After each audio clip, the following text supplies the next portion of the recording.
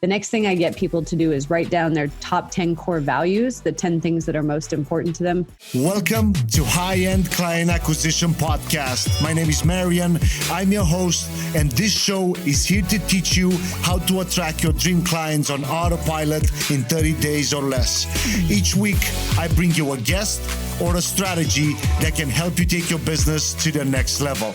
Don't forget, you can always get the episodes in your inbox or messenger at clientacquisitionpodcast.com. Tiffany, so first of all, I want to say thank you so much for coming on the show today. I'm super excited about this interview with you because you are first person, I guess, that it's not solely business focused. Like you're the first guest on the show to date that's not, just talking about business specifically, tactical stuff. So I'm super excited for this interview. Thank you. I'm honored to be that first person. Awesome. So, people listen to the intro, so they got familiar with who you are and what you do. But can you give me like the behind the scenes story on how did you get into this industry and why? Absolutely. My coaching career started in the fitness industry when I was 14. So I've been working with people for a very long time, helping people become a better version of themselves. And that took me to meet some amazing people, took me to some amazing places. It landed me in Australia, which was a very important part of my journey because Australia completely broke me down as a person and built me back up as who I was meant to be. So when I was living in Australia, I had been there for about 3.5 years, was with my then boyfriend for about 3 years. And the day I found out I was pregnant was the day I found out he had a girlfriend in another state. And I hit what I thought at the time was rock bottom. In the weeks that followed, it kind of came out that he was actually a compulsive liar and had been lying to me about everything from how much money he made, saying that he made way less than what he actually did, to what he had for breakfast, like just the most ridiculous lies. And I was so humiliated and embarrassed that I hadn't actually told anybody that I was pregnant. All of the stress of everything that came out led me to losing the baby.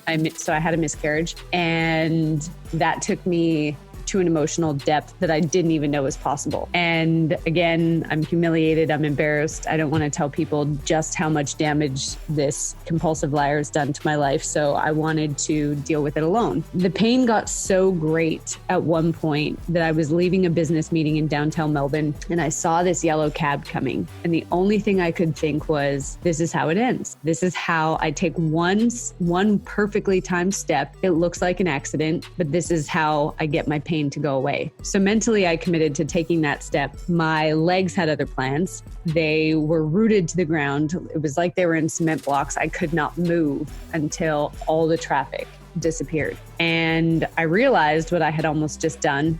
And in that moment when the cab was kind of at that perfect spot and I went to take the step, they talk about your life flashing before your eyes. And I saw two specific things. I saw the times in my childhood when I was being abused by my stepmom, who was a domestic violence survivor. Again, not something I had ever told anybody. And I realized in that moment that that abuse that I had faced was actually not normal. And it had impacted me in ways that I had never understood. And then I saw a bunch of random faces. And to this day, I believe that those faces were the people that I was meant to live for, to inspire with my story. So I realized at that point that I needed some help.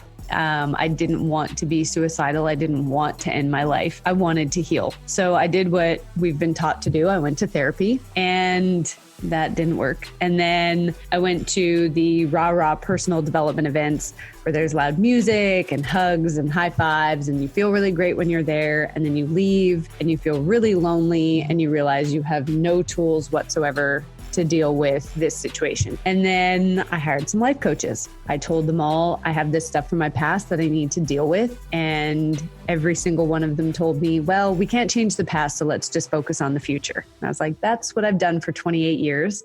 And it almost killed me. I would like to survive this life. So in a very random, I met this random person at lunch one day. Some friends invited her to lunch and she started talking about NLP. And I was like, I've never heard of this thing before. I didn't even know who Tony Robbins was at that point. And I was like, I feel like I'm being pulled towards this. So I got her number, got some more information, and over the next 2.5 years, underwent the study of NLP and matrix therapies, which is an emotional healing branch of NLP. And it had such a profound effect on my life that I knew that if I truly wanted to help people, helping them squat or deadlift more weight wasn't the way to do it, and that I needed to work on their minds. And so that's ultimately what brought me to where I am today. Wow. First of all, I'm sorry for what you've been through, but thank you for opening up and sharing your story with me, with the audience. So I can only imagine how it was, but it's important. Like you said something that, that was kind of the tipping point where you understood like, okay, I want to go towards that direction and I want to help people in a different way, at a more deeper way. Am I right? Absolutely. Like people always apologize to me when they hear my story. And I'm like, to be honest, I am so grateful for every single thing that happened because it was needed. Ultimately, pain is our greatest catalyst. And my hope is to educate and inspire people to not wait until they're at rock bottom and wanting to end everything, to take that leap into healing themselves. Ultimately, for some people, though, they do have to hit that point. Yeah, I totally get it. So this gets me to, I know one of your superpowers is, helping people get unstuck and understand what's the main thing that's stopping them reach their highest potential. So a lot of the audience is people, health coaches or fitness trainers or people that sell courses and things like that, right? So mostly entrepreneurs. Mm-hmm. And a lot of times, and I can even consider myself a couple years ago, you have so many things that you want to do. And because of that, you kind of hit a roadblock and you don't even know how do you even move forward? And I know a lot of times I like to just share business strategies, but I think this is super important because we all get to the point, especially in the entrepreneurial journey, on you get stuck, and because of that, you're not able to reach the people that you want to reach, and you're not able to impact, you're not able to help the people that you can help because of either a mental block or something like that. How do you see the easiest, not the easiest, the simplest way that somebody can get unstuck and start taking action in one direction or another, whatever that direction would be? So I have two answers. Okay. The first one in terms of the getting unstuck is realizing that the limiting beliefs that you have that are coming up and keeping you stuck, I'm not good enough, it's not perfect, people will reject me, nobody's going to pay me for this high ticket program, if I rely on someone to help me out, they'll fail, whatever that is. 95% of the belief systems that we have right now as adults were embedded in our mind by somebody else between the ages of 0 and 7. And we are programmed to always be right because our number one drive in life is to survive. And I want people to understand this drive for survival is so incredibly powerful that it'll kick in when we don't even realize it. So being right means that you're safe, which means that you'll survive. If all of a sudden everything that you've ever known is wrong and your life is thrown into this chaos, you don't know where to look to see the proverbial saber-toothed tiger coming at you. And so when these seeds of limiting beliefs are planted between 0 and 7, unless we do something completely different, listen to a podcast, read a book, go to Tony Robbins, do an NLP session, whatever it is, unless we do something totally different to what we normally do, we will keep validating and living out those belief systems over and over and over again for 75, 80, 100 years, however long we live for. Got it. Okay. So then for people listening, and actually even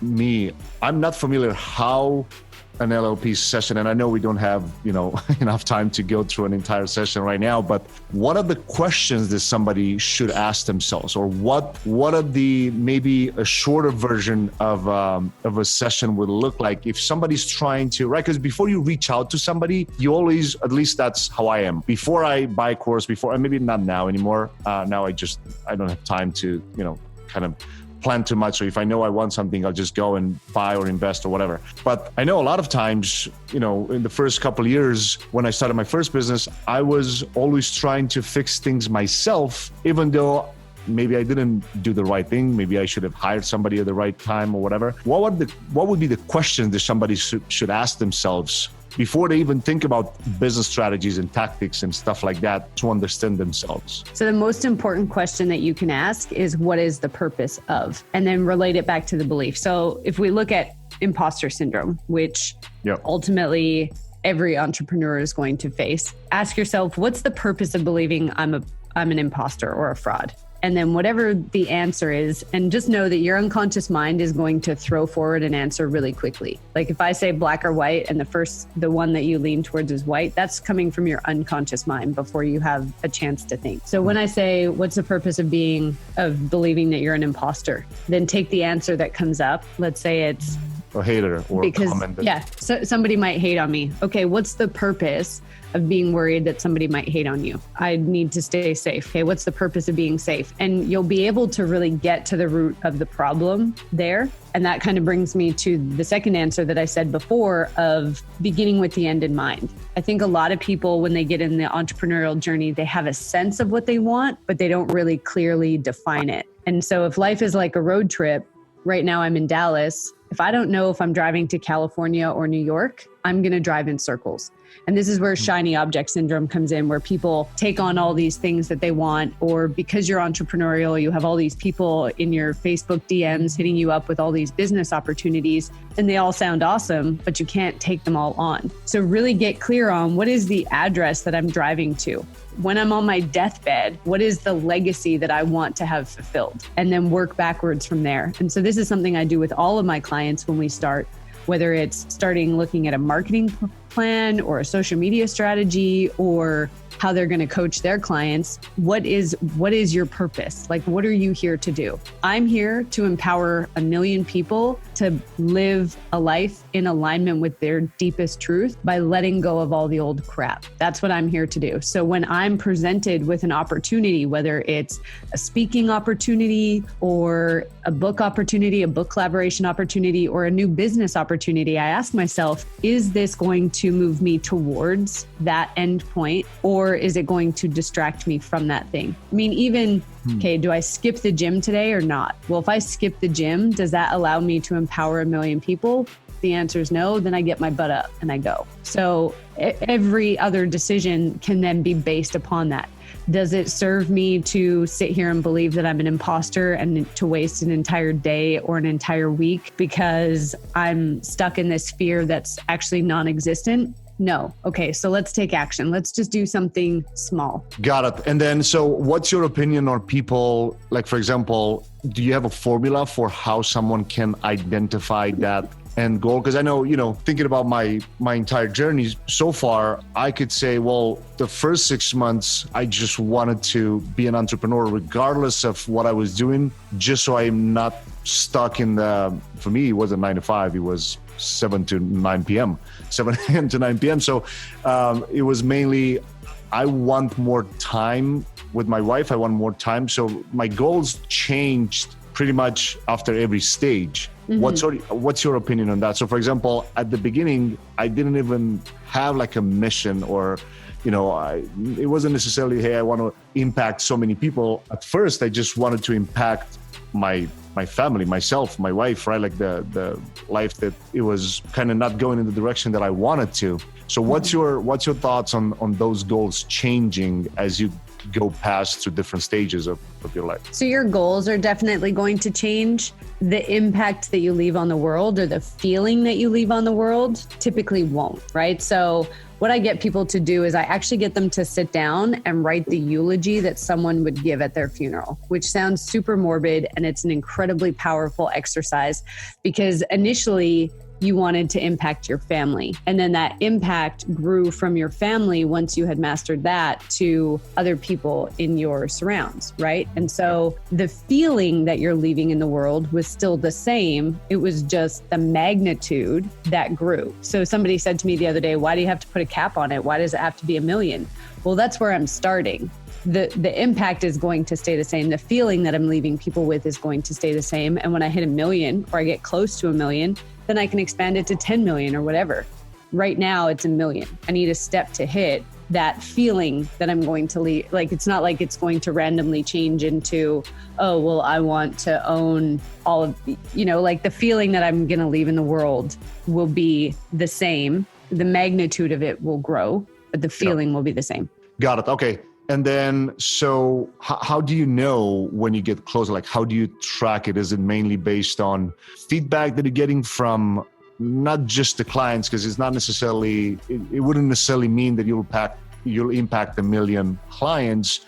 But if you impact one person that serves a community of 10,000 people, all of a sudden you had an impact for those 10,000 people without even you maybe knowing, or even if you knew about it. So how do you know when you're getting closer to that to change the magnitude of it? So for me, I look at my direct impact, not necessarily the ripple effect, because the ripple effect of me touching 1 million people is about 330 million. So I look at it based on my one-on-one clients, my social media following numbers, my podcast subscriber numbers, the number of people who bought my books, the number of people who attend workshops and seminars that I speak at. So I keep a running total of that. And then at the end of the year, I just check in on everything. Oh, so actually we can say that it's clients, right? Regardless if they buy a $10 book or coaching package, at the end of the day, they're still a client or a student or whatever. Yeah. And I mean, even my social media posts, I have people who reach out to me all the time about the impact that my social media posts have made on their life. They may not ever necessarily buy something from me. I'm still having that impact though. Got it. Okay.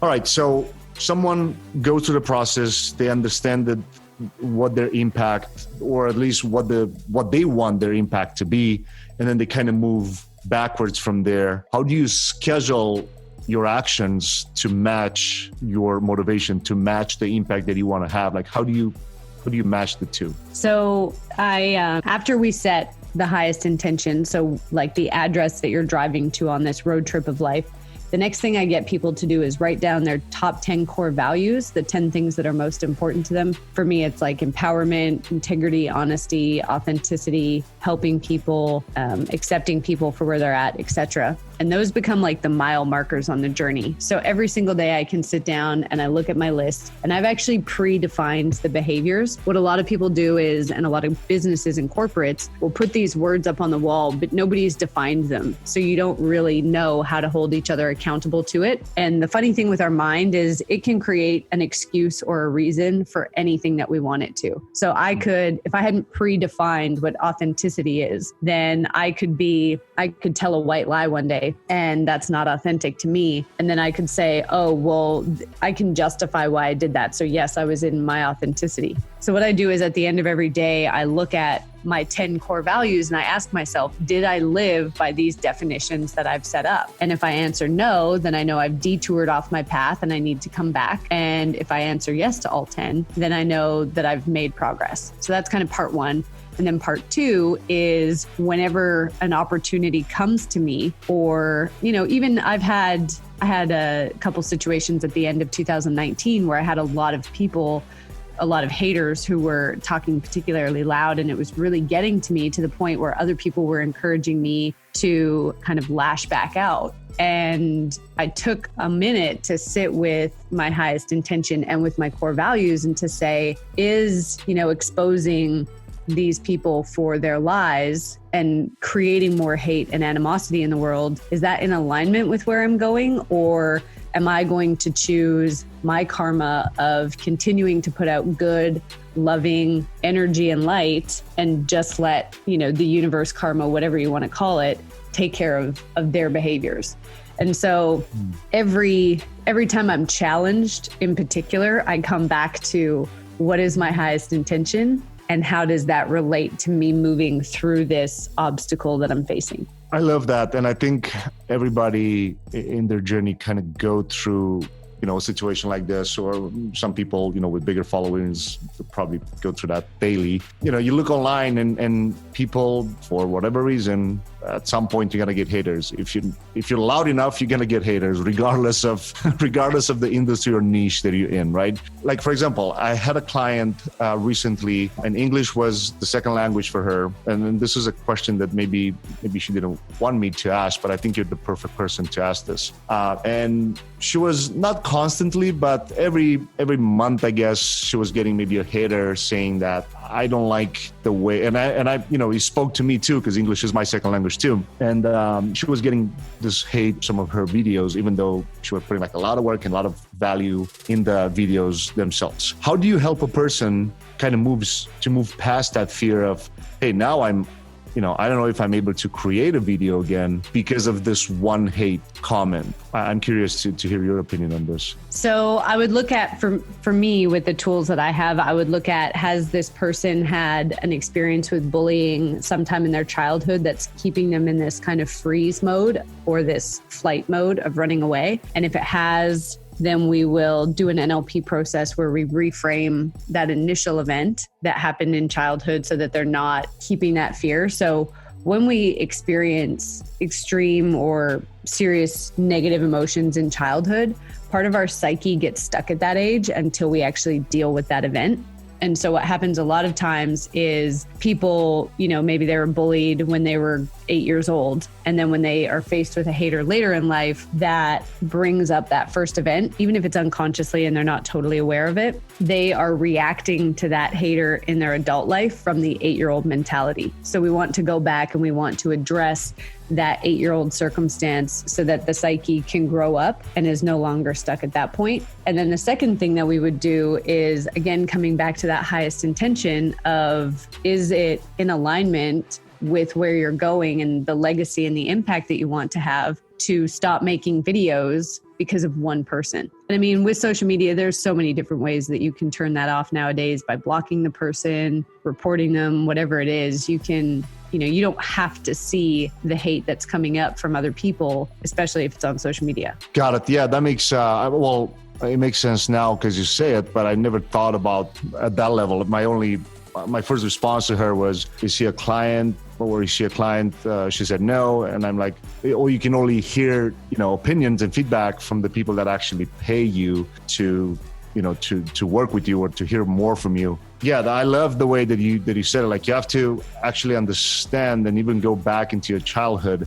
Is there a reason why that process? Like, why do you go back so far to understand yourself? Is it maybe you haven't been bullied, when you were like a kid? Maybe you've been bullied maybe when you were like 15, 16 years old, whatever. How do you identify the event? So the way that I do it is I put somebody into a semi-meditative trance. So they're still fully aware and engaged in the session, but we have more access to their unconscious mind, because it's the unconscious mind that drives all of our behaviors. And it's the unconscious mind that also has no ability for logic and reason. So even though it makes sense not to listen to this one hater, or it makes sense that, this event from when we were 16 shouldn't be impacting us in our adulthood, the unconscious mind doesn't have any ability for logic and reason. So we would work with the unconscious mind, where I would just ask a series of questions, get them to do some deep breathing. And then we would ask, when was the very first time that this happened? And the unconscious mind will either give you a number or an image really quick, and it'll take you back to a specific memory. And then we can just reframe that. Got it. Okay. Well, at least it's way clearer now to kind of understand, because you can do this. Of course, it's much better to do it with an expert, but at least to understand from someone that has never tried this process before. And probably a lot of the people in the audience have not. So thank you for sharing this. My pleasure. So, and I mean, like, I'll just share quickly, like those hater experiences that I was having at the end of 2019, when I went back to the first event to see why it was really triggering me. Like, I couldn't believe, I deal with haters all the time. So I couldn't believe how much this particular circumstance triggered me. And my unconscious mind took me back to a time in grade 6 when I was on an hour bus ride with my class, and the entire class was laughing at me and making fun of me, to the point where even the teachers on the bus were laughing. And so it was this place where I couldn't escape. I had no control. I had nobody on my side. And so when I reframed that event it took away all the anxiety that I was feeling about these haters now that were talking about me. Got it. The fact that you shared that, now it makes even more sense on how can someone relate to a previous event in their life. So thank you for sharing that too. So, we talked about the people that may be at the beginning stages of their business, or they're trying to create more content to impact more people. Let's talk for a couple of seconds about the people that want to scale. So let's say someone is already making, 10, 20K a month, and they're trying to scale, going from 6 to 7 figures or whatever. And now the mental block of, hey, I have not done something similar to this before, because, making, let's say $10,000 in sales per month, it's one thing versus making 100K in sales per month. So it's a whole different level of, you have to trust people, you have to delegate a lot, you have to be okay with people not doing some things as good as you would do, but they still get the things done, the tasks done and completed. How do you basically, remove the fear, or maybe a constant fear that things will never happen unless you do it yourself? I mean, we would use the exact same technique of, is it a fear of not trusting people? Is it a fear of not being in control?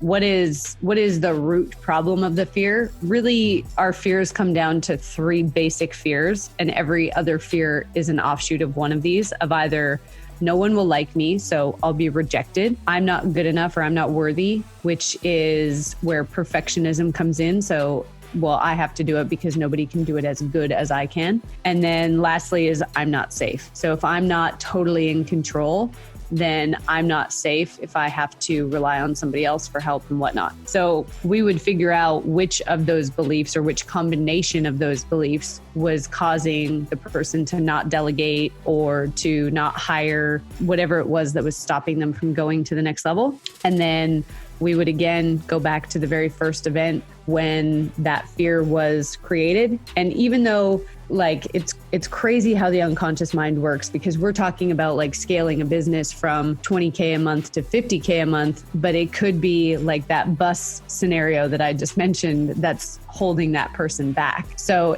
it's not necessarily that when you were a child, you were looking to make more money. It may not have anything to do with money from childhood that is stopping you from growing. No, that's actually even more powerful, because now, I see how you relate every decision that you're trying to take with an event that previously happened in your childhood. And what do you think? Is there an age bracket that usually these events happen between? Would you say that it's anywhere from 5 to 80 years old? Is it from another age bracket? It's typically between the ages of 0 and 7. There are some, and this is not as common, but there are instances where the belief systems or the emotions may be passed down through your genes. So there's a really cool area of science that they're looking at now called epigenetics, and it's about how your belief systems can be passed down from previous generations. They've done a lot of studies on Jewish people who had ancestors in concentration camps in the Holocaust and then had children when they got out, compared to Jewish people who did not have family in the concentration camps and then had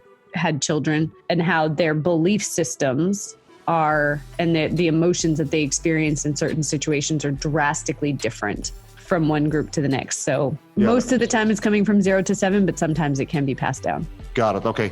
So then would you say that the easiest way to kind of defeat those events from your childhood would be, let's say, start listening to podcasts, start reading books, start hanging around with the right people that would push yourself to accomplish more things?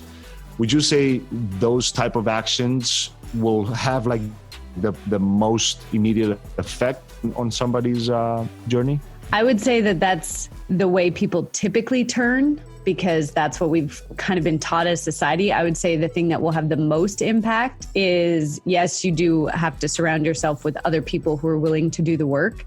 Mm-hmm. The self-reflection is going to be key. So it's going to be opening the closet and looking at the skeletons, journaling, getting really comfortable in all of your stuff. So being willing to get dirty and look at all the parts of yourself that you maybe have avoided for your entire life, so that you can heal those wounds that exist inside. Got it. Okay. What I like to do every time with every guest is to give the audience 2 action tasks. One, a thing that they can do right at the end of this episode. And then a second, something that they can work, or it can be an ongoing work, right? For the next 6 months, a year, even longer than that, whatever. It depends every time. What would you say is something that our listeners can do right at the end of this episode? So right at the end of this episode, go and write your eulogy. Figure out what the impact is that you want to leave on this life, on this world after your life. Got it. And then would you have a formula? Is it like, for example, would you lay down